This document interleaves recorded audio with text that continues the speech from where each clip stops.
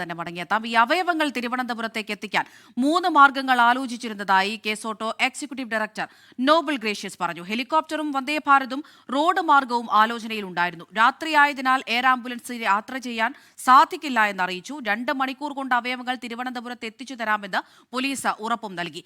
ഏത് മാർഗമാണെങ്കിലും ആഭ്യന്തര വകുപ്പ് പൂർണ്ണ പിന്തുണ നൽകിയിരുന്നുവെന്നും ഡോക്ടർ നോബൽ ഗ്രേഷ്യസ് 24-നോട് പറഞ്ഞു.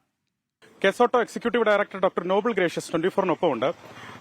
ഡോക്ടർ, ഈ അവയവം കൊണ്ടുവരികയാണ്, ഏറെക്കുറെ എത്താനാവുന്നു.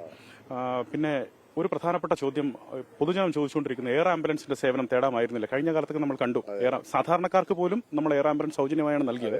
ഇപ്പൊ എനിക്ക് തോന്നുന്നു ആ സംശയം ദൂരീകരിക്കേണ്ട ഒരു സമയമാണെന്ന് തോന്നുന്നു. അപ്പൊ ഇതിൽ നമ്മൾ ഏറ്റവും ആദ്യം എയർ ആംബുലൻസ് തന്നെയായിരുന്നു. അപ്പൊ നമ്മൾ പോലീസ് വകുപ്പുമായിട്ട് ബന്ധപ്പെടുകയും നമുക്കുള്ള വാടകയ്ക്കുള്ള ഹെലികോപ്റ്റർ രാത്രി പറക്കില്ല, 5 മണിക്ക് അവർക്ക് ടേക്ക് ഓഫ് ചെയ്യണം. അതാണ് ലാസ്റ്റ് കട്ട് ഓഫ് തന്നത്. അപ്പൊ നമ്മൾ അമൃത ഹോസ്പിറ്റലും ഇവിടുത്തെ ഈ സ്വീകരിക്കേണ്ട ആശുപത്രികളും നമ്മുടെ ആശുപത്രികളൊക്കെ ആയിട്ട് 5 മണിക്ക് റിട്രീവൽ കംപ്ലീറ്റ് ആകത്തില്ല. റിട്രീവൽ കുട്ടിയിൽ നിന്ന് അവയവം എടുക്കുന്ന പ്രക്രിയ 5 മണിക്ക് എങ്ങനെയായാലും കംപ്ലീറ്റ് ആകില്ല. അപ്പൊ നമ്മൾ എയർ ആംബുലൻസ് സജ്ജീകരിക്കുകയും 5 മണിക്ക് അത് എത്തിക്കാൻ പറ്റാതിരിക്കുകയും ചെയ്യും. നമ്മുടെ വേറെ ഓൾട്ടർനേറ്റീവ് അറേഞ്ച്മെന്റ്സ് ഒന്നും നമ്മുടെ കയ്യിലില്ല.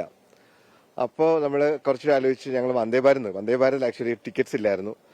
ഡിവിഷൻ മാനേജറിനൊക്കെ ബന്ധപ്പെട്ടു, അവിടെ ഒരു രക്ഷയില്ലാന്ന് പറഞ്ഞു. അങ്ങനെയാണ് റോഡ് മാർഗം പ്ലാൻ.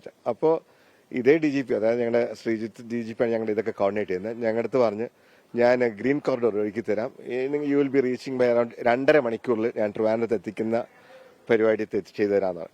ആ ഒരു കോൺഫിഡൻസിലാണ് നമ്മൾ റോഡ് വഴി മാർഗനിർദ്ദേശം സ്വീകരിക്കുകയും അങ്ങനെയാണ് എനിക്ക് തോന്നുന്നു 6:30 ഓർഗൻ എടുത്ത് പാക്ക് ചെയ്ത് ആംബുലൻസിലോട്ട് 6:55 നമ്മളവിടെ തിരിക്കുന്നത്.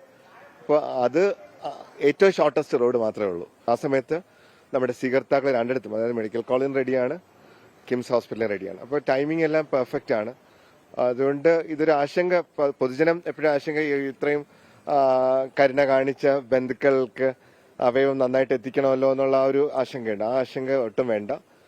വളരെ എന്താണ് കോർഡിനേറ്റഡ് ആയിട്ട് തന്നെ കാര്യങ്ങൾ ചെയ്തിട്ടുണ്ട്. പിന്നെ ഒരു കാര്യം കൂടി ഞാൻ പറയാം, ഞങ്ങൾ അടുത്ത ദിവസം റിട്രീവൽ പ്ലാൻ ചെയ്തിരുന്നു. അപ്പോൾ ബന്ധുക്കൾ പറഞ്ഞ് ഇന്ന് ഞങ്ങൾക്ക് ഇതെല്ലാം തീർത്തു തരണം, കാരണം അവർ 8-10 ദിവസമായി ആശുപത്രികളിലായിട്ട് ഇങ്ങനെ നടക്കുന്നത്. അപ്പോൾ ഇതിനെല്ലാത്തിനും ആഭ്യന്തരവകുപ്പ് ഞങ്ങളുടെ കൂടെ ഒപ്പമുണ്ടായിരുന്നു.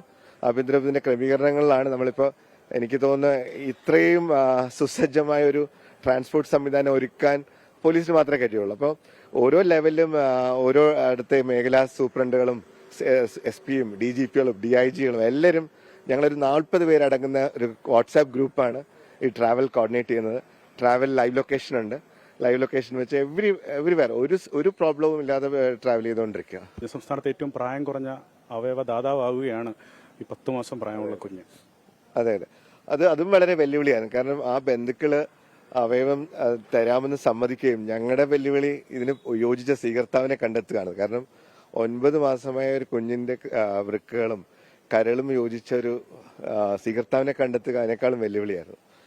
അങ്ങനെയാണ് ഞങ്ങളുടെ ലിസ്റ്റിൽ നോക്കിയപ്പോൾ 6 മാസം 7 മാസം പ്രായമായ ഒരു ലിവർ വേണ്ട ഒരു കാണും. കാരണം ഈ കുട്ടിയുടെ വൃക്ക 5 സെന്റിമീറ്റർ ഉള്ളൂ, കുഞ്ഞു കിഡ്നിയാണ്.